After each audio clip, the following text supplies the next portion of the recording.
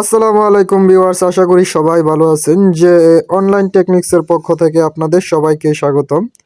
ভিডিওর থাম্বনেল দেখে বুঝতে পারছেন কি নিয়ে আলোচনা করব, তাই দেরি না করে চলুন শুরু করা যাক। কিভাবে এই প্রথম ছবিটিকে দ্বিতীয় ছবিতে রূপান্তর করবেন, আজকে সে বিষয়টাই নিয়ে আলোচনা করব। প্রথম ছবিটিকে আপনি খুব সহজেই কিন্তু এডিট করে দ্বিতীয় ছবির মতো একবারে ক্লিয়ার করতে পারবেন। অর্থাৎ এই ছবির লেখাটিকে আপনি মুছে নিয়ে দ্বিতীয় ছবিটির মতো করতে পারবেন। কাজটি করার জন্য আপনি প্রথমেই ফটোশপের মধ্যে ছবিটিকে ওপেন করে নেবেন। আমি এখন আমার ফটোশপের মধ্যে ছবিটিকে ওপেন করে নিলাম। ছবিটি ওপেন করে নেওয়ার পর আপনি ফটোশপের ডান দিকে যে বাঁ দিকে যে টুলবার আছে, আপনি এই টুলবারের মধ্যে প্রথম যে টুলটি আছে, আমরা ম্যাজিক টুল নামে চিনি, এই যে একবারে কর্নারে প্রথম টুলটি আমরা নিয়ে নিব। প্রথম টুলটি নেওয়ার পর যে জায়গা খালি আছে, অর্থাৎ যে জায়গায় লেখা নেই, সেই জায়গাটি একটু সিলেক্ট করে নিব। এই যে দেখেন, আমি কিন্তু এই জায়গাটা সিলেক্ট করে নিয়েছি। জায়গাটি যখন আমাদের সিলেক্ট করা হয়ে যাবে, তখন আমরা এটার উপর মাউসটা রেখে কিবোর্ডের কন্ট্রোল প্লাস অল্টার বাটন চাপ দিয়ে যখন এটাকে ডান দিকে ড্র্যাগ করব, অর্থাৎ ডান দিকে আনবো, তখন কিন্তু আমাদের এটা অটোমেটিক্যালি চলে যাবে।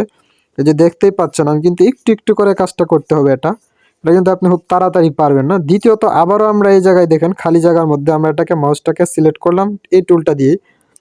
তারপর কন্ট্রোল প্লাস অল্টার বাটন চেপ ধরে যে জায়গায় লেখা আছে সেই জায়গায় নিয়ে ছেড়ে দিলাম। এভাবে আপনি প্রতিবারই প্রত্যেকটা লেখার উপর এই যে কন্ট্রোল প্লাস অল্টার বাটন ধরার পর সিলেক্ট করার পর এই জায়গায় এনে ছেড়ে দিবেন। যত জুম করে কাজটা করবেন একটু একটু করে, তখন বুঝবেন আপনার কাজটা কিন্তু নিখুঁত হবে।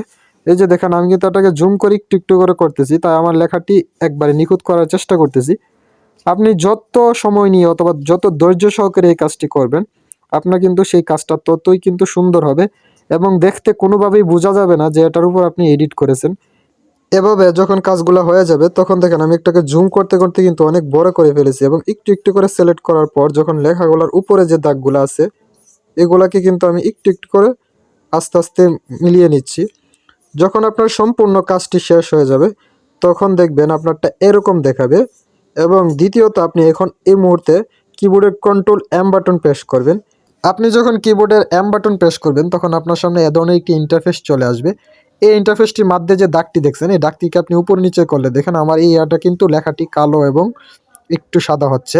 মানে এটা দিয়ে আপনি এটাকে একটু ক্লিয়ার মানে ফোকাস করতে পারবেন, লেখাগুলোর উপর কিছুটা প্রভাব ফেলতে পারবেন। এটা যখন আপনি প্রয়োজন অনুযায়ী উপরে নিচে করার পর আপনার লেখাগুলোকে প্রভাব ফেলবেন, তখন আপনি ওকে বাটনে প্রেস করবেন। ওকে বাটনে প্রেস করার পরে যে দেখেন আমারটা কিন্তু এখন অরিজিনালের মতো দেখাচ্ছে। এখন আমি এটাকে আমার কোয়ালিটি অনুযায়ী যদি প্রিন্ট দিই, তাহলে আমি এটাকে দিয়ে কাজ করতে পারবো। এই দেখেন, প্রথম ছবিটা ছিল এটা আর দ্বিতীয় ছবিটা আমি তৈরি করেছি এটা, অনেকটাই কিন্তু তফাৎ। আশা করি বিষয়টি বোঝাতে পেরেছি। যদি কোনো প্রশ্ন থাকে তাহলে কমেন্ট করে জানাবেন। আপনার প্রয়োজনীয় রিলেটেড বিভিন্ন ধরনের ভিডিও আমি আমার চ্যানেলে আপলোড করে রেখেছি, তাই আমার চ্যানেলটি ঘুরে আসার জন্য অনুরোধ রইল। যদি কোনো প্রশ্ন থাকে তাহলে কমেন্ট করে জানাবেন। ভিডিওটি ভালো লাগলে ভিডিওতে একটি লাইক দিবেন। সম্পূর্ণ ভিডিওটি দেখার জন্য আপনাকে অনেক ধন্যবাদ।